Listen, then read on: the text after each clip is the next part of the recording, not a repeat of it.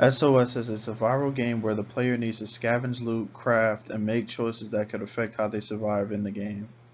SOS is a third-person over-the-shoulder survival action game. There will be several actions the player will be allowed to use throughout the game. The first action being looting.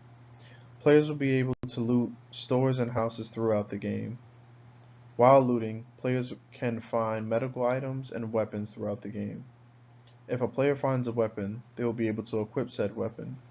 If the player equips the weapon, they can use the last action, which will be to attack other players.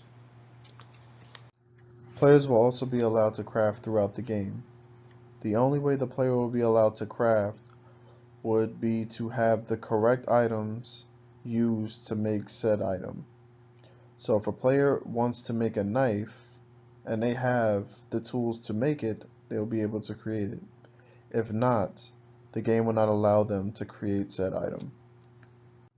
The goal of the game will be to escape the unstructured city.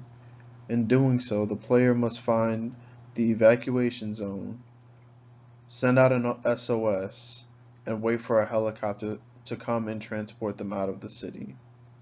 In doing so, the player must also maintain their health from the infection that has spread across the city.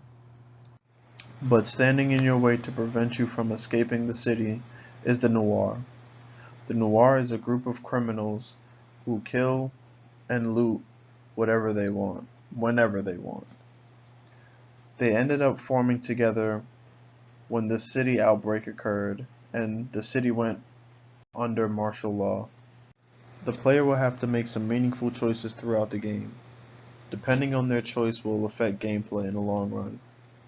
If the player decides to interact with an NPC and chooses to make them their ally, the ally will be able to give them valuable information in the long run. For example, some NPCs will highlight specific points around the map for the player to loot. If the player decides to loot that specific area based on the information the NPC has given them,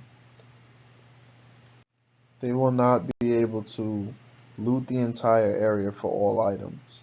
In exchange for the information given to them earlier, they will only be allowed to loot a certain amount of items, and they would have to leave some items left behind for the party that has given them the information associated with said area.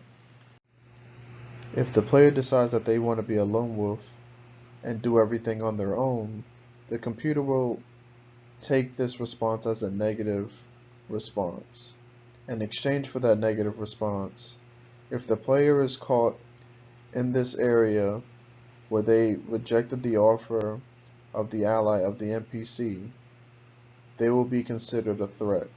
If they're looting, that party will attack the player immediately when seen. This game can be compared to other games by the rundown environment the player will have to play in due to an infection outbreak. We realize some features may take more time to complete, so we decided 40% in the development process. If we are in a good spot, we will add in the feature of the player being able to pick their own faction in the beginning of the game.